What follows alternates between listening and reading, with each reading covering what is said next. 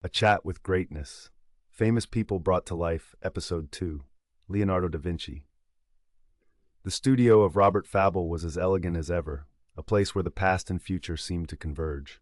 Polished oak floors gleamed softly beneath the warm golden light, and the walls, adorned with portraits of the world's greatest minds, seemed alive with anticipation. The centerpiece of this remarkable space was the manifestation chair, a sleek, glowing device capable of bringing history's most extraordinary figures back to life. Robert Fabble, seated at his mahogany desk, adjusted his tie and looked into the camera with a warm smile. His voice, rich and steady, invited the audience into the magic of the moment. Good evening and welcome back to A Chat with Greatness. I'm Robert Fabble, and tonight we're about to meet a man who defined the very essence of genius. Painter, inventor, scientist, and dreamer, his curiosity knew no bounds. Please join me in welcoming Leonardo da Vinci. The manifestation chair hummed softly as golden light filled the studio. Slowly, a figure began to materialize, tall and regal, with a long beard and robes that spoke of Renaissance grandeur. Leonardo da Vinci gazed around the room, his sharp eyes alight with wonder.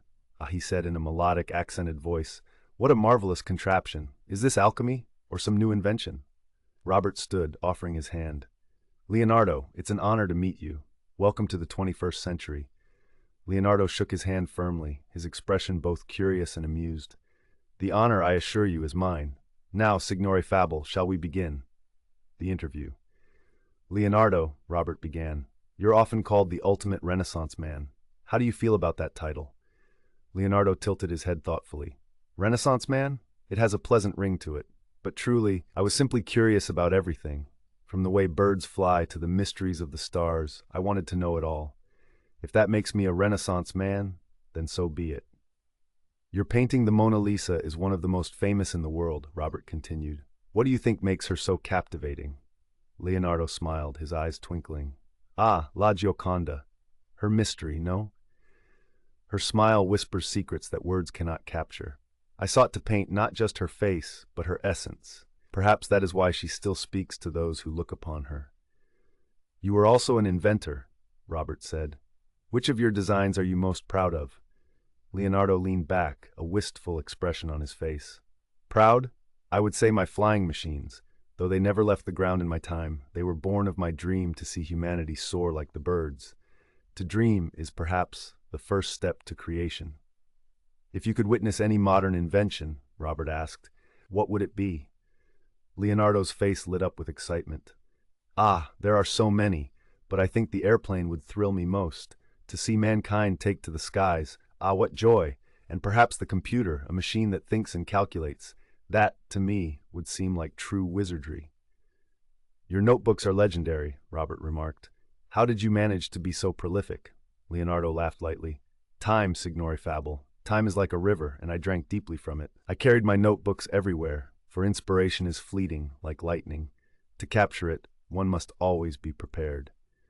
"What advice would you give to today's artists and inventors?" Robert inquired. Leonardo leaned forward, his tone earnest. "Look closely, as if you are seeing the world for the first time. Question everything, and never be content with what you know. Curiosity is the fire that fuels all creation." "You were known for starting many projects but not finishing them," Robert observed. "What would you say to those who criticize this trait?" Leonardo chuckled softly. Finishing is overrated. To begin is to dream, to explore, to learn. If I did not finish, it was because my curiosity carried me to new wonders. The journey, Signore Fabble, is as important as the destination." "How do you feel about the legacy you've left behind?" Robert asked. Leonardo's expression softened.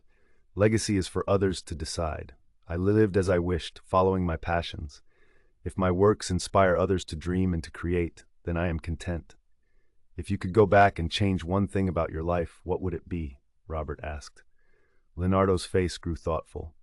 "Perhaps I would have focused more on completing my flying machines. To see mankind soar in my own lifetime would have been a wonder beyond words."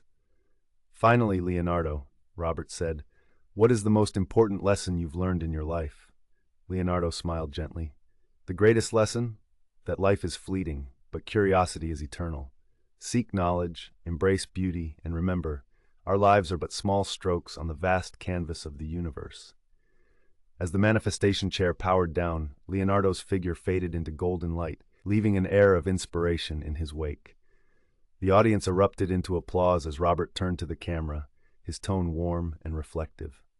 Thank you for joining us on this incredible journey into the mind of Leonardo da Vinci. His genius transcends time, reminding us all that curiosity and creativity are the heart of the human spirit. Join me next time on A Chat with Greatness as we bring another extraordinary figure to life.